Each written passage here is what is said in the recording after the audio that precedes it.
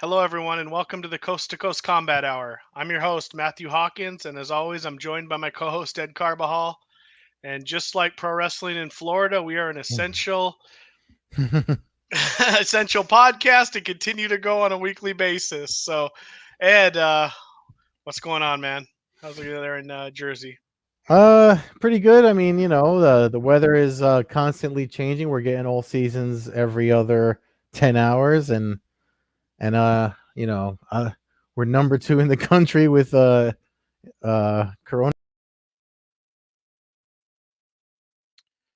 Well, let's see here. Ed seems to have dropped off. I don't think it was coronavirus related, but hopefully he jumps back on.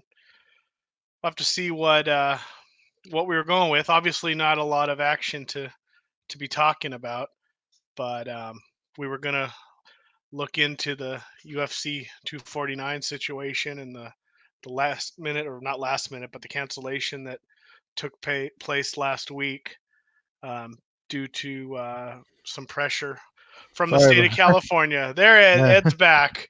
Ed's back. I was just telling everybody we were going to look into the UFC 249 situation. Yeah, no, Uh, sorry about that. The As I was talking about the weather, this storm, I don't know if it messed with my internet or not, but I was all right yesterday. But anyway, go ahead, man. Continue. Yeah, no, I was just saying that we were going to talk about how the state of California, Governor Newsom and Dianne Feinstein basically pressured uh, Disney, which is the leading owner, if not the complete owner of ESPN, to pressure Dana White to cancel the event that appeared to be scheduled for the Tachi Palace near Fresno, California. So that kind of went down middle of last week or so. Thursday night. Thursday night, yeah, it was Yeah. right after we Well, did our show. Thursday night my time, Thursday afternoon for you. But yeah, That's right. um, I don't know. Remember if I messaged you when the news broke or when Akamoto first broke the news? Obviously, that's the new button man for media for the UFC over at ESPN. And yeah, man. So like my Thursday turned from like we're waiting around for 249 to happen till. I mean, I had already written a few articles over at MMAnews.com. When I woke up that morning, it was about how they were going to get COVID-19 tests for all the fighters and coaches, and people were like, "Well, how the hell did that happen?" And then by 8 hours later, it was like, you ain't getting shit. Not only you're not getting tests, you're not getting venue, you're not doing anything. Shut down. So yeah, it was crazy, man. Thursday was a crazy day. I think I finally messaged you afterwards, like it was 10, 11 o'clock my time, that I was like, what a crazy day it was. From something that people were getting all hot and bothered about happening to it not happening. And yeah, man, I mean, it's just madness how it went from being not a sanctioned event to a sanctioned event, and then they're going to get testing and everything, that because tests are hard to get, so somehow the UFC was going to get them. And then then by that night it was like, no, slow your roll, nobody's doing nothing. Yeah, I don't get it. We didn't. I don't think either of us thought it was going to go down, and then it seemed like it was, and it seemed like we were going to be wrong. But Hmm. there's a couple things to point out. First of all, I think the UFC, whoever was pulling the strings to make it happen, definitely didn't choose the right state. Uh, they weren't going to get any favors out of California, that's for sure. well, it's crazy that you say that because I'm over here talking. This thing's on, right? Yeah, it's crazy that you say that because the other thing is that we used to think that they could get everything they want in Nevada, and Nevada cut them off first. Yeah, but there was. Nevada, Nevada's still a liberal state. Hmm. California is an extremely liberal state, and not that necessarily has much to do with it, but it looks like they could have pulled this off in Florida if they wanted to. With Florida saying WWE was essential, apparently it doesn't separate sports, Yeah. so they could have done this in Florida if whether they called Vince McMahon and used the WWE uh, studio, or uh, just found a a barn in the middle of Jacksonville or something. It seems like they probably could have made it happen in that state. Yeah. Also, I mean, you got states like Wyoming, uh, where you could literally go out in the middle of nowhere, and I don't know what the numbers for the coronavirus are in Wyoming, but I imagine it's not too widespread in a Hmm. state like that, outside of maybe some of the couple two big cities, I guess, in the whole state. So Yeah. there might have been other ways to get around it. California just seemed like it was uh, one that I wouldn't have tried. The other thing that confuses me a little bit is the whole island idea. They say this island thing is still going down, and I'm hearing infrastructure is going in. Are they really building on a deserted island somewhere? Did they not? Are they not going to an island where there's just some building? I mean, I literally could probably put an octagon in my living room. Are you telling me that they have to build an entire building? To, Yeah. there's not a barn. There's not an empty grocery store. I mean, You so know, the thing about the island, I mean, my thing is, if the island, I thought initially the island was the answer to moving forward with everything going on, because if you're in an island outside of the, U.S. territories, and you're the, you're renting it, or you're the king of it, like the freaking McAfee guy, like, yeah, yeah. then you can do whatever you want. So now that if the plug got pulled from underneath you, and you obviously have to answer to, because they, I mean, let's be honest, I mean, Dana White, like he said, partners, ESPN and my partners at Disney, but those are your bosses. Like, I mean, if they can shut you down and you say you want to go, then they're your bosses. So um uh if that's the thing that can shut you down, then why keep moving forward? Doesn't an island and building infrastructure cost a lot of money? And then you saw Endeavor, that article came out yesterday. I don't know if it was Variety or Forbes that put it out, or Wall Street Journal. You can look it up though. It's been floating around that they got downgraded as far as, like, you know their credit rating. And so if they're in the hole that much and you're spending money on islands, I mean, I don't know if Dana White's digging a home for himself and he's just too crazy to know it from being home, because I know being locked in has a weird effect on all of us. But Jesus, man, I don't see how continuing to move forward with the island makes sense. Well, it doesn't make any sense if ESPN's not going to allow it to go down. Hmm. Um, I mean, all that has to happen, it sounds like, is the governor of California has to go after Disney again. And if he can have Disney by the balls, whether it's Yeah. passing, I mean, I don't know, some kind of tax, or I mean, he can go after some company if he really wants to. So I don't think, and ESPN is not necessarily, seems to me like they've backed off the broadcast. So just because it Right. happens in a foreign country, or in the middle of in the ocean somewhere, I mean, I don't know if that's Hmm. something that they're back down to. Yeah, the Endeavor thing's interesting. I saw that the credit rating was downgraded to, like, I don't know all the terminology, but like you said, it went from a fair rating basically down to a dangerous level. Or, I think you Risky said it went from like investment. Yeah. a B to a C plus or something like that, which, Hmm. or a B plus to a C plus, something like that. But I mean, we kind of talked about this a little bit. We don't know all the numbers and the business side of it, but I just don't know how they're going to make money if their company is essentially based off of live events um, and that kind of stuff. So Yeah. they've got to be hurting, whether it's concerts or uh, plays, or whatever kind of stuff they're completely totally intertwined with. Hmm. Um, I don't think. I think I don't know. They might be so desperate for money. Dana White might just be trying to make a move. Maybe he doesn't really. I don't know. I also saw that they have to produce a certain amount of content in order to basically pay ESPN.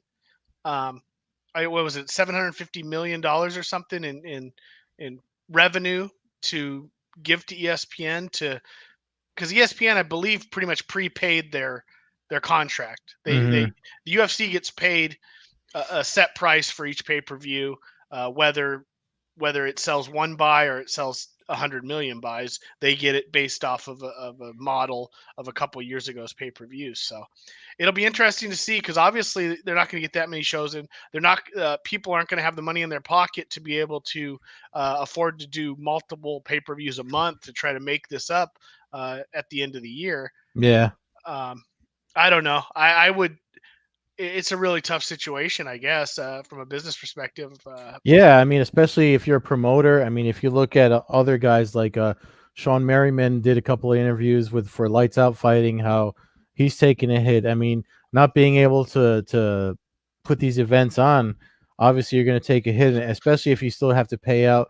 You know, I mean, I know Coker did it early, before Friday the 13th, before everything really started hitting the fan, and you know, he did it early enough where he said, you know, we can make that money back, and they do have that nice gap of time uh before the next event, which is May 9th. It's kind of getting closer, but you know, if you look at the numbers, they're already talking about reopening strategies and plans. You know, if they have to move forward, they could do it with closed venues. But to go back to the thing you said about the WWE. I know Malky Kawa, who manages John Jones and a bunch of other fighters. He even said, why aren't WWE and AEW being made to stop doing anything?" And I mean, like you said, I mean that's a really good idea. I wonder if that was the second location if he couldn't do Tachi Palace, because when Dana White did the full interview, if you guys haven't seen it, go to ESPN's MMA YouTube channel. It's like a 21-minute interview with Dana White and Brett Okamoto, and he says that he had another place that he had as a backup to Tachi. He verified that it was Tachi Palace, and that he had another alternative already in the working. And I'm wondering if it was Florida or not. But I mean, it's a good question to, because obviously we're getting, they had a SmackDown last night. I mean, AEW's been regular, and I mean, there doesn't seem to be a lot of backlash outside of the news that came out yesterday about WWE being essential. But yeah, I mean, I don't know, man. It just seems like a lot of more spending when you could just be waiting and saving like everyone else. You know, just that whole attempt, knowing that during the pandemic, the chances of it not being able to happen were really high. I'm not sure. I'm not sure what was being proven there by trying to move forward. I just cockiness, arrogance. Mm, I would say that plays a big role into it. Um, but I mean, I don't blame him for trying to pull it off. I just don't understand. Coming to California to me was just that was never going to happen in the state of mm, California. Living here, the politics here weren't going to allow it to happen. Uh, whatever political side you're on, Dana White being a friend of Donald Trump, there's too many people in California here that weren't going to allow a yeah, friend of Donald Trump to pull off a sporting event. It just wasn't going to happen. and And speaking of, that's why I mean Trump and the governor of Florida are close. DeSantis out there, so it would have made Mhm. more sense to go to somewhere like that. Um, or I mean, I don't know. Northern Canada? I mean, is there not like, it seems to me like there's some places you could go where there's not anybody within 100 miles of you if you just wanted to do it out of a barn in the middle of, the tundra somewhere. I don't know. Maybe I'm crazy, but that would have seemed like it would have been more of a possibility of happening than trying Yeah, to do it outside of Fresno, especially with Northern California and the Bay Area kind of being one of the hotter spots. Fresno is not considered Bay Area, but it is east of. It's not far. It's a the, couple hours from that the hot spot areas up there in Northern California. so I mean, I would assume that if they're going to keep moving, if they're going to pick up where they left off when they can resume, 249 still has to be the next pay per view event. It still has to happen. You know, someplace big, and he did say that Tachi Palace was backing him a lot. To that Dana White said he was so appreciative of it that he said he wanted to bring a big event to Tachi Palace when they can resume. Do you think it's still going to be 249 and with the No, original booking? no, no. I mean, it all depends on what our reopening looks like. Mm, Um, it depends who you listen to. I mean, you got some people out there saying that there won't be sporting events for another like 18 months and stuff mm, like that. And I mean, I don't see that happening. If that's the case, then Las Vegas never opens up. Schools really don't open up. mm. Casinos don't open up. Um, I once Indian reservations open up their casinos, I'm not sure exactly what uh, can be done to stop them from wanting to put on an event. I just don't see if it's going to be one where they're selling tickets to. I don't think it would be. They would do 249 at Tachi Palace. I've never been to that casino, but I think I probably have a pretty good idea of what it's like. I don't. It's not like Mohegan Sun or anything like that. We're not talking a 12,000 seat arena. We're Mm. talking probably like 4,000 seat rodeo ground, bleachers, something like that. And Yeah. that's what a lot of them are around here. Hmm. I mean, that's the majority. We don't have big arenas on any of the West Coast ones. Pachanga's built their new complex, and I think they hold somewhere maybe 5,000, 6,000 Hmm. when set up for a concert or a fight to the maximum capacity. But Yeah, Mohegan yeah, Sun's a nice arena. I mean, yeah, you got Mohegan Sun. That's kind of a rarity for. I mean, that's in the middle. They're not surrounded by, down here. No reason to have a giant sports arena at Indian Reservation when you can drive 45 minutes and you're in LA, or 45 minutes and you're in San Diego, and they have the capability of having those there. So, but once they open up the casinos and the Indian reservations, I don't see how that they could, if they wanted to do unsanctioned events, they could do unsanctioned events, essentially kind of what Bellator used to do, mm, um, or old school UFC when it was um, under a tent in like Alabama and stuff. It wasn't really, might have been regulated, but not really regulated. So yeah. I don't know. I, you know, What did I you mean, I make of want to the? see fights, but I Yeah, don't. yeah, I just don't see it happening.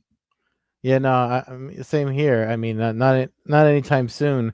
I mean, I've saw options. They've talked about like options of like doing closed off events to doing events in places with like a small percentage of its normal capacity, so that there's not that many people in there. But I mean, I think it all boils down to I mean, the what people find out as time goes by, and the human race as as a species building up their immunities to what's going on in the world.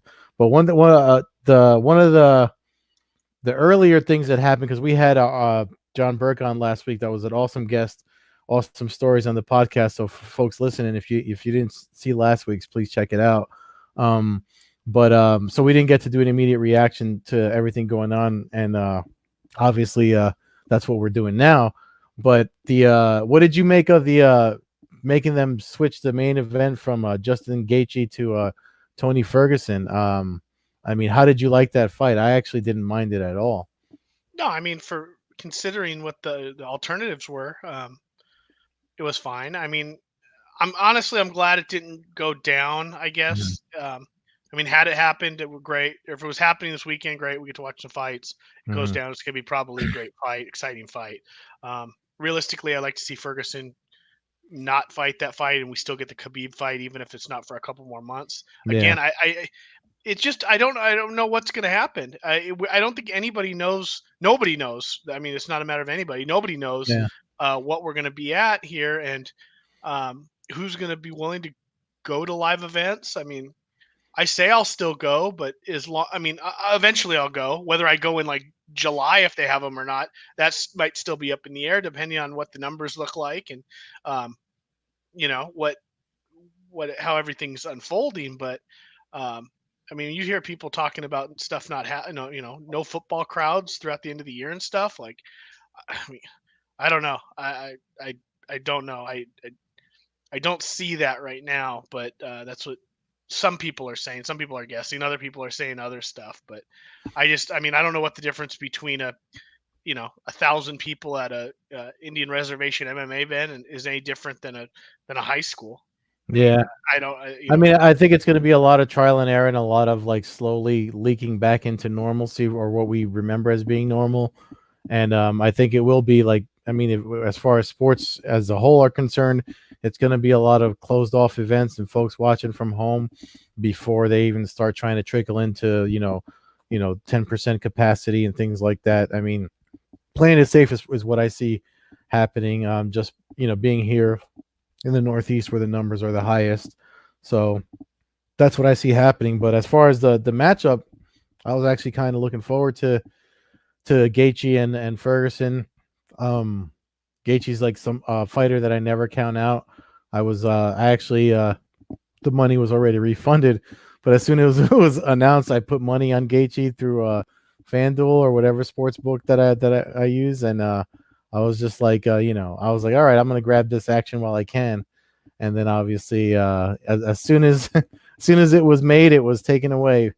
Um, It would I, have been a great matchup. I mean, Gagey hits hard as hell, knocks a lot of yeah, people out, and Ferguson's not afraid to take some punishment. So it would have really been interesting to see how it would have unfolded. yeah, Gagey would have been a good bet in my opinion. I always say everybody loses in MMA, and um, while Khabib's style allows him to maybe not to fend that off a longer period of time due to his wrestling ability, when guys are primarily stand up brawling, even if you're jujitsu and stuff, without the total dominant wrestling, eventually you get caught, you get hurt, you get cut, um, something happens. So I feel that's part of the reason why I'm kind of happy it didn't go down is because mm, you'd hate to see a cut stop that fight or yeah, something, and then Ferguson, we never see the Khabib fight, and maybe we never will. We're already what, 0 yeah, for 5 now. Um, yeah, so who knows? But I it was a I mean, for a replacement fight, it was a hell of a fight. yeah. The whole card that they tried to put together would have been a hell of a card. Yeah, Um, and it started. I mean, obviously that we lost Namajunas Andrade leading up to the eventual cancellation, but that was one thing that I saw. I mean, it was already like what 11, 12 fights, and then that happened. And I actually, I mean, so for folks, obviously we didn't discuss this on the last week's episode, but when you and I had talked, we were like, let's not do this week's episode until late Friday night. We were gonna have beers and everything going yeah, just because of the wackiness of if it even got that far. Because we literally were thinking like anything could pull the plug on this, and I'm kind of glad it happened early as far as just for safety concerns. But one of the things that I saw the next day that I don't know if you caught wind of it or not, but I was just like, there's people that were like saying that media and certain fans and stuff were celebrating the cancellation as opposed to folks that wanted it to happen. And shout out to Nolan King and Danny Segura over at MMA Junkie. I mean, I don't think anyone was like pro making it happen or pro anti making it happen. I mean, like you said just a few minutes ago, we all just kind of want to see the fights in the most safest, best way possible. I don't think anybody was overly happy about it. What was your take as far as like the aftermath? I mean, I didn't see it so much from media. There was a couple. I Uh, think there's like two people yeah, I mean, yeah, I don't want to badmouth people I don't know personally, or I don't yeah, know even the real names. A couple people on the forum, the MMAcommunity.com mm, forum. One specifically, I'm not even gonna. I don't even know what his forum name is anymore, but he was. But he has this thing out for Dana White. So mm, his whole thing was, oh, it makes Dana White look like an idiot. Ha ha ha. Fights are canceled. What an idiot. Yeah, so he was kind of enjoying it, and I called him out on it. I thought it was pretty weak. I get the whole Dana White hate thing. Some people hate him. Some people love him. He's been a part of our lives for basically 20 something years now. yeah, I got over it a long time ago. I don't yeah. agree with a lot of shit he does, but I'm not going to sit here and celebrate a damn fight getting canceled because it No, it's hurts like Dana White. I mean, yeah, that's just I don't know. That's just churlish. childish shit. Exactly. That's the best way to say Yeah, it. So I did see some of that, a handful of that, but I don't know. I Dana White makes a lot of stupid decisions. So I understand the like I said the want to see him fail at some stuff, but not at the expense of the fighters. The fighters pay the and the chance at some entertainment. Again, but with that said, I didn't think this was going to happen either. yeah. There was just too many obstacles. Um, I think that I don't know. I don't know all the rules and regulations and what Nevada would allow and what wouldn't allow. I know the WWE and I think even AEW is recording a lot of their matches, and they're kind of piecing together their shows, so they don't have to necessarily bring in an entire roster of people. Well, I know Dynamite is live, and it's pretty funny. I mean, I, I thi- just, but I mean, so, but for I mean WWE I believe is doing like their WrestleMania was taped. It was taped two the weeks ago. WrestleMania was taped. Yeah, So I don't know. Like I think with WW or with UFC, basically stuff has to be kind of made public, if it's considered a real non-exhibition match. If it's an exhibition match, you can keep stuff private and kind of hide it from being public record. That's what they do Mm. with a lot of that's how the Ultimate Fighter basically survived. Yeah, Those yeah. matches don't go on their official records. I'm wondering if you could kind of do something like that. Like if you just consider some fights exhibition fights, and maybe you don't get the Fergusons and the Gages and the Khabibs, but why can't, if you have kind of a contender series, can you not pre-record a fight, a event a night from the performance center? Could you not, like, for the next 2 weeks, once a night, have, so that way you're not bringing in a million people. You're bringing in two fighters, two Well, cornermen. You know what I mean? Like, you're kind of yeah, limiting it to how many people are there. You record it, even if you, instead of having the 8 cameras, you do it on 2 cameras. You know, yeah. and I mean, and you Submission Underground was one camera, and that looked fine. you do something like that, and you Got just to my hair put some standing up. to put some content out. That might be something. And again, I don't know, but you use the up and coming fighters, the guys, Yeah, that aren't, that it doesn't matter if it goes on their record or not. A loss doesn't necessarily matter. You don't hurt it against somebody, or you do it kind of like a tough thing. You go, hey, there's enough fighters in Vegas. You probably don't even have to fly anybody in or bring anybody in. Just call up the schools that are around there that have guys training in their gyms anyway. I mean, mhm. there's not full on training camps going on necessarily, but guys are still sneaking into the gyms and hitting the heavy bags. You see it all over Yeah. Instagram, you see it all over Facebook and stuff like that. So um, That's the that's Daniel Zaldivar there's our making boxing fun of my yeah. the so that would be something. I don't know if that's possible. I don't know if Nevada would shut that down. It just seems like you can only limit stuff so much, um, that if you just kind of, if you have one fight a night and you have 6 people in the entire building, Mhm. is that pushing the limits? And you do that every night for a week with the same everybody, except you're Well, rotating in 2 fighters. yeah. I I mean, don't know. no, but that's one of the ideas I saw being kicked around as far as like I mean, it would kind of bring us back to pre-Endeavor ownership. As far as like it might have been Ariel Helwani that said, we could see Wednesday, Thursday, Saturday events in one week, kind of like old school international fight week, which would be kind of cool, and I think the more if they have to put more events on closer together like that, then maybe they start picking out, younger guys, up and coming guys to fill these cards just to get just to give them an opportunity and be able to put on the events. But the other thing too is, I mean, I think we're going to have a lot of fighters raring to go. I mean, this downtime is time for them. No one's ever 100% when they step in there. This is time for like Burke said last week.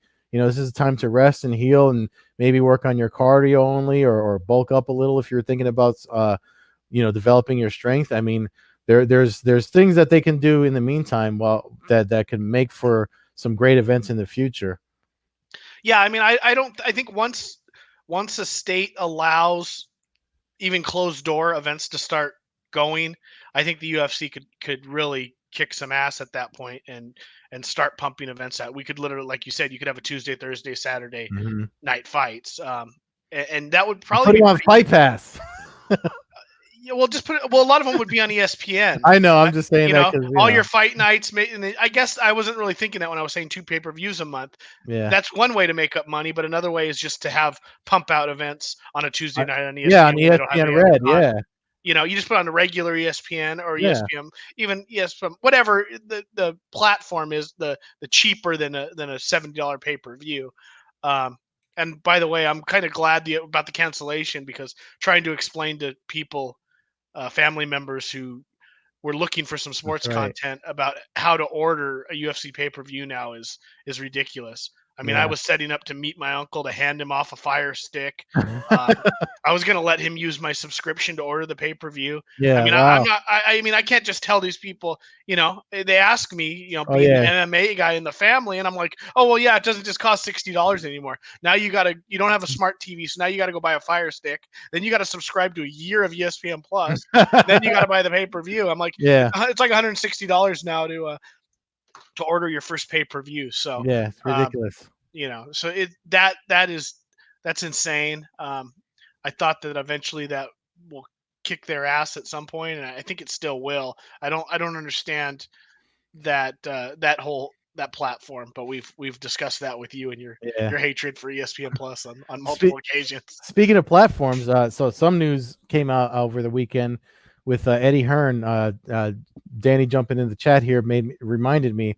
He had that conversation with Logan Paul on his Instagram where he talked about possibly promoting mixed martial arts in the U.S. Under one of the names he kicked around was Matchroom MMA because he does Matchroom Boxing.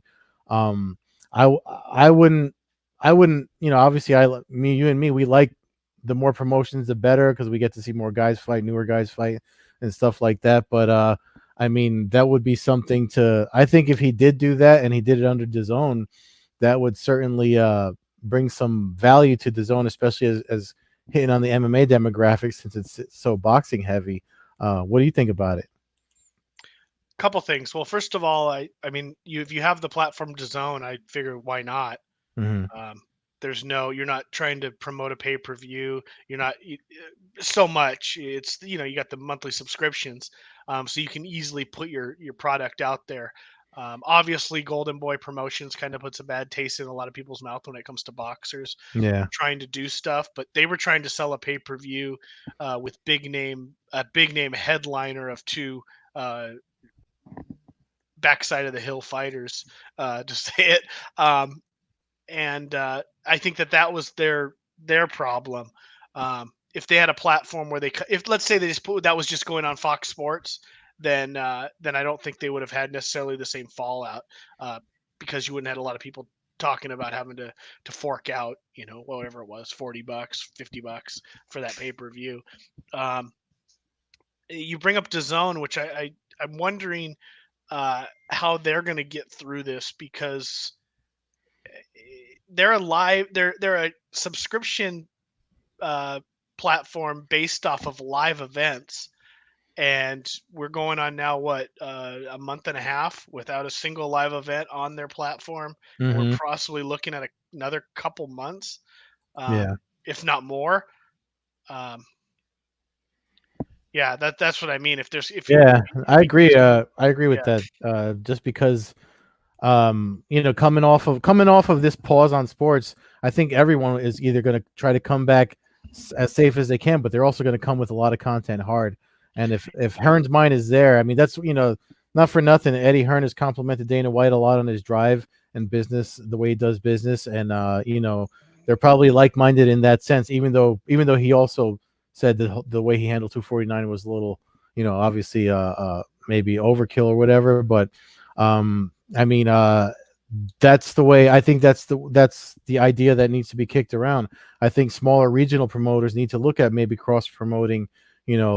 Lights Out versus LFA, and what I'm just throwing out those two off the top of my head, but I mean, fans would love it, and anyone that's partnered with a streaming service would probably find a way to make some more money off of that. do you think people are going to have a sour taste in their mouth though, paying for DAZN right now when they're not getting any content for their $20 a month? I mean, I would imagine I don't have the service, and outside of those Ak and Barak dorks, I don't really like look at what they do alternatively. I know Robin Black does some stuff for them, so maybe they're producing content like that, or where they have people discussing, interviewing fighters, or looking back at stuff like that. But as far as like it's probably not saving them any bucks, if you know what I mean. But I thought I read something that they're already having some trouble because of this anyway. I forgot what it was. If it was that they had to pause service, or they paused charging folks or something like that. If I'd have that's to the look it case, I up. mean that would be a way to do it, or add months to the back end of these people's Yeah. subscription. Yeah, I just think that's a rough one when you're paying for live content streaming service and there's nothing available for the time. Oh, that's actually I've actually spoke with Scott Coker about that. It's on this. Would Hearn talk to Scott Coker about it since they both have agreements with the zone, maybe partner with Bellator? So it's already over a year that I spoke with Scott Coker about it. You can look at the interview on this YouTube channel where Coker says that they actually did talk about doing stuff together. When I brought it up to him, it was about including boxing in I feel like the event, the dream event that only Matt and I really liked the Dynamite event. Like it seemed like your general MMA fan was like, "Oh, what's this? I don't want to see." Because I talked to Coker about doing it not only just in MMA fights. They have that transformable cage that they have, but throwing grappling and and he mentioned that he had spoke with Hearn about it already, and we already know that Coker's not opposed to cross promoting events. I mean, he did everything with Ryzen. I feel like if Ryzen didn't have their Fight TV thing, they would probably jump in somehow with the Zone, which I don't know why it hasn't happened, but I don't know. What's your thoughts, Matt? No, I think that I mean, yeah, I like the Dynamite kind of stuff. I think now it might be a little bit hotter time to do that because of the world of boxing really has uh, been on fire. Let's say like the Mhm. last 2 years, Yeah. and I think a lot of MMA fans have been their eyes have been open to the world of boxing and how good it can be. Um, I think that maybe a cross promotion where maybe I don't know if they have. I know like Cyborg wanted to do boxing, so maybe you work something out with one of Mhm. Eddie Hearn's female boxers, and they do some Mhm. kind of fight there. Maybe you do like a we got a backlog of events now with stuff starting to get canceled. So maybe Mhm. all of a sudden you do the World Grand Prix fights from your show that got canceled, Musashi, uh, uh, Lima, some Bader Nemkov. Let's say you get like 5 or 6 basically super fights from the Bellator side, and you put it on a card with like Joshua or something. I mean, or Ruiz, or Joshua might be different because he sells like a maniac in the UK. But Mhm. if you let's say you put Ruiz in there against one of the other top contending boxers, and you actually have a fight that some people are recognize the boxing guy. The problem that's kind of with the Dynamite card for Bellator was that like we had like Paul Daly box. Um, Fernando Gonzalez. So you had two MMA guys basically boxing. Mhm. You didn't have a big name. The thing about the when Dynamite from Pride is that you had K1, and at the Yeah. time K1 was arguably more popular, if not more popular than Pride. So you had Ernesto Hoost, you had a bunch of Jerome Labanner, you had a bunch of big name guys that could sell the kickboxing side Yeah. of it as well. So I think that that's what you need. As long as you can get some boxing names in there and combine it, I think you could do a great promotion of whether it's cross and mixing some talent or just having, okay, we're gonna have 3 boxing matches, 5 MMA fights, crisscross them, mix them up on the card, and uh, and go for it. So I don't know. I mean, I like it. I don't know Eddie Hearns all that well, other than some of the stuff. I don't know if he's how engaged he is with the fighters. I don't know, Mhm. you know, how well he would know the history of MMA if he knows it at all. That kind of stuff. MMA fans will pick that apart if they see a promoter. Well, MMA fans will pick anything apart. I mean, Correct, but we can't attack De La yeah. Hoya for him not knowing his stuff and then cut Eddie Hearn Yeah. slack just because we like him a little bit more. You know what I mean? Well, So I mean, it's got De La Hoya, I feel like at the beginning maybe he was getting a little bit of okay, come on and try, and then when he was just being very ignorant about because I mean, not for nothing, I reached out. I think I was still writing for Front Proof Media back then, and I reached out a few times, like to do coverage and interviews, and I mean, if you don't even bother to know the names of the guys on your card, no. I mean then that's yeah. that shows how invested you are into actually promoting an event outside of your comfort zone. Yeah, I don't know. Yeah, no, I agree. And when you call him Chuck Liddell over and over again, stuff like that. Yeah, no, I mean he set himself up for that. I just, if we're gonna be fair across the board, I don't know it. Like I said, I don't know Eddie Hearn, so maybe he's a complete opposite He of is. I mean, of I think that. he's definitely a more cerebral promoter. The fact that he's looking into it and he acknowledges, like that he'd be going against the UFC and stuff like that. I mean, he's definitely somebody that's more in tune with promoting the science of promoting. If it is a science, just like DJing can be a science to a DJ. Yeah, So I feel like he's definitely more in tune with that. yeah. We'll see. I mean, it sounds like they're gonna do it. It would probably take a partnership with Bellator for them to Mhm. be able to really kind of pull this off because the talent pool would get um, really really light. And I mean, you could start it off though. I guess I mean HD Net fights you started off kind of that way, and a lot of those guys built So over time. But I don't think I mentioned it, but the conversation he had was with Logan Paul, who's obviously been sort of teasing doing MMA because he already did boxing with the Zone on those YouTube boxing events or whatever it was. And obviously we saw him. He trained with Paulo Costa and stuff like that. He caught a KO off of that, but he grappled really well. And I know Dylan Dennis has been. I don't know if Dylan Dennis trying to fight his brother or him, but Dylan Dennis is with Bellator slash the Zone. So there's definitely the makings of something there if they want to do it. Uh, if one thing's gonna piss me off about this damn coronavirus, it's gonna be that it's forcing me to talk about fucking Logan Paul. And anyways, it doesn't make any sense. Dylan Dennis will tap the guy out in 45 seconds, 30 seconds. That'll be it. I mean, let's be serious here. It's Logan Yeah, Paul. Logan Paul's the best boxer at your gym. You gonna throw him in there with Dylan Dennis in an MMA match? I mean, I'm not a yeah. huge Dylan Dennis fan, and I don't think he's some killer in MMA, but he'd submit the shit out of him, and he'd grab a leg, and it would be over in Yeah, which is seconds. I'm surprised he hasn't jumped on that. Usually I guess because he had knee surgery recently, so he's healing up from that. So maybe that's why he's just toned down his attacks on anybody. But I don't Well, know. I he mean, he only call again, I don't know. he only calls out people that he can't fight. I mean, I've never seen him call out anybody ever in Bellator, but he's calling out John Jones and everybody from John Jones down in the UFC. Mm. I know Jake Smith, we've had on the show. Oh yeah, Jake Smith wanted He's trying to Vinicius figure. De Jesus wanted to fight him. Yeah, Yeah, but he don't call none of those guys out. Those guys will go after him on Twitter, and Dalen Dass will ignore them, and then he'll call out some you. YouTube actor. Yeah, exactly. I'm more likely to get called out by Dylan Dennis than Jake Smith at this point. It seems so. Who knows? But I don't know, man. I hope we get some action sooner than later, so we can start to get a little bit of a rhythm going again with the fights, get the divisions going. I Oh think my that god. actually happened, Daniel. I feel like that actually did come up and it got dismissed by CM Punk. Well, that's your matchroom boxing main event. I mean, really? I mean, Yeah. why not? That's it right there. Steel cage match. Yeah, no, I don't know.